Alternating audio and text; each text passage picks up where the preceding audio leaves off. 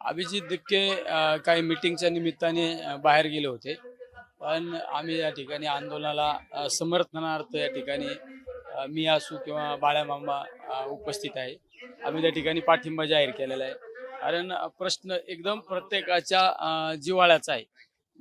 युवा पिढी म्हणजे देशाचं भविष्य आहे आणि त्या विद्यार्थ्यांच्या बाबत जर पेपर फुटी असू किंवा अनेक ह्या प्रश्नाच्या बाबत हे त्या ठिकाणी जे आंदोलन चालू आहे त्या आंदोलनाला पाठिंबा देण्यासाठी आम्ही या ठिकाणी उपस्थित आहे. तुम्ही ज्या पद्धतीने महाराष्ट्रात पाहता, महाराष्ट्रात टीईटीचा पेपर फुटला होता, इकडे नीटचा पेपर फुटलेला आहे आणि मागे धर्मेंद्र यांच्या राजीनाम्याची आहे. सगळ्यात महत्त्वाचं, जर शिक्षण व्यवस्थेमध्ये जर अशा चुकीच्या पद्धतीने जर पेपर फुटी होत असेल, त्या अधिकाऱ्यांवर कठोरात कठोर कारवाई केली पाहिजे.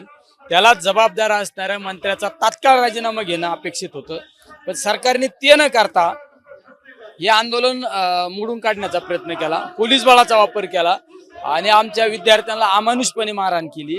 ज्या पेपर फुटीमुळे आमच्या 20 ते 22 विद्यार्थ्यांची आत्महत्या करण्याची वेळ आली, त्या आत्महत्याला जबाबदार कोण आहे? त्या अधिकारी असू किंवा त्या संबंधित लोकांवर मनुष्यवधाचा गुन्हा दाखल केला पाहिजे. त्या कुटुंबाला भरीव अशी मदत मिळाली पाहिजे.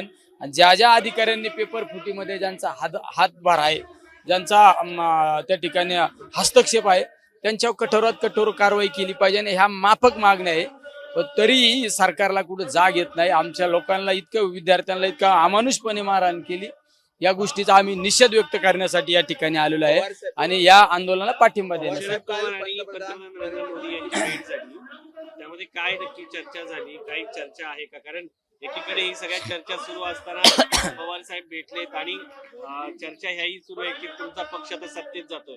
नाही, पवार साहेबांची मोदीजींची काल जी भेट झाली त्याबाबत आम्ही अद्यापपर्यंत तरी पवार साहेबांची आमची कुठची चर्चा नाही. आज नाही, कोणाशी चर्चा नाही. चर्चा झाल्यानंतर निश्चित आम्ही मीडिया समोर काय चर्चा झाली ती मांडण्याचा आम्ही प्रयत्न करू. आम्ही सत्तेत जात आहे? नाही, सत्तेत जाण्याचा काही संबंध नाही. आज आमच्यासाठी सगळ्यात महत्वाची बेरोजगारांचे प्रश्न, विद्यार्थ्यांचे प्रश्न आणि शेतकऱ्यांच्या प्रश्नासाठी आम्ही लढणारा आमचा पक्ष आहे.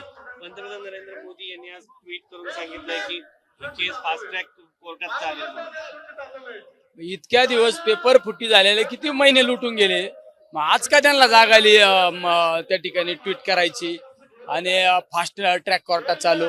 तुम्ही तात्काळ मिनिस्टरचा राजीनामा घ्या ना, मिनिस्टरचा राजीनामा घ्या, तुम्ही अधिकाऱ्यांवर कारवाई करा. फक्त ही वेळ काढूपणा करण्याचा प्रयत्न केला जातो.